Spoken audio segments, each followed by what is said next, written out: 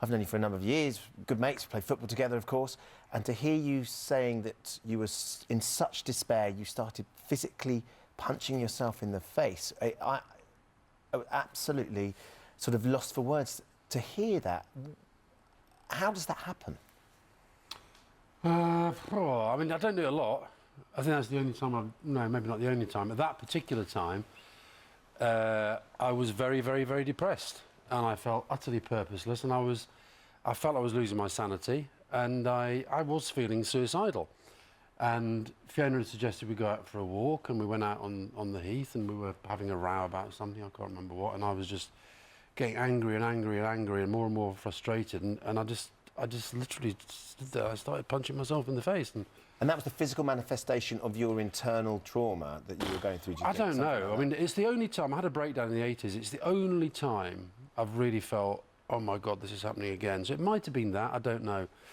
And I think it was also a bit of a, just sort of wanted Fiona to know just how sort of desperate and low I was. And as a result of that, there's a psychiatrist that I see when I'm really kind of low. And so Fiona said, look, I think you should go and see David, and I did, and, you know, got through it and slowly, you know.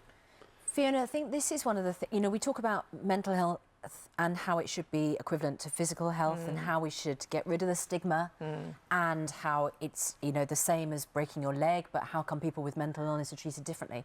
I think this illustrates exactly why it's not treated the same. Because when the illness manifests in violence towards somebody and you're frightened about them and you're maybe possibly frightened about yourself, it is a very different sort of illness, isn't it? Yeah, can I just say that, firstly, the films are very powerful, so I hope everybody will watch them because they are very honest and powerful. Second thing is I didn't feel frightened that day for myself at all. I felt absolute despair for Alastair because I could see that he was really hurting inside. And it had been 20 years since he'd had his breakdown, and that was the start of it for me. And so 20 years had elapsed, and he really hadn't started to address the underlying issues that were causing that despair. So that was why it was a very powerful and important moment, because it was a breaking point in a sense, but it's also revealing that 20 years had passed where nothing had really been done about it, and we hadn't really addressed the issues. There's another issue, isn't there, for those who are trying to support people with mental illness, about whether it has anything to do with them. Did you feel that? A lot of the time, because a lot of the time his depression manifested itself as sort of rather sulky, offhand, cold behaviour. And most of the time I thought, oh dear, it must be something to do with me, I've done something wrong, I need to be better.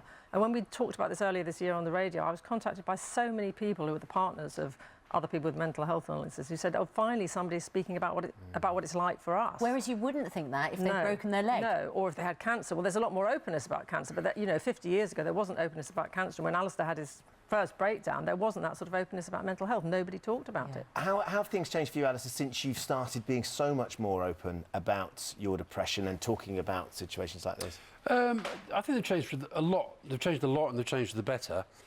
I actually feel talking about, I say in the film, that I feel talking publicly helps me. Right. I feel better. I feel better about the fact that when we do go out for a walk on the heath, virtually every time it happens, somebody comes up and says, I've got depression, I've got anxiety, my daughter's in hospital, whatever. And I feel there's a campaign. I think it's great that the Royals are involved in it. I think the Time to Change campaign is making real strides. So I do feel better, but, you know, I take medication every day, and I had a bad depression 2 weeks ago. 3 weeks ago, just for a few days. Does it just creep up on you, or can you feel it coming? Does it suddenly happen? Both. It just you can feel it coming. You can feel it coming. And do you get help on the National Health Service? You can, but I do see a psychiatrist that was recommended to me by an old friend. But the service on the health service is very, very, very, very patchy.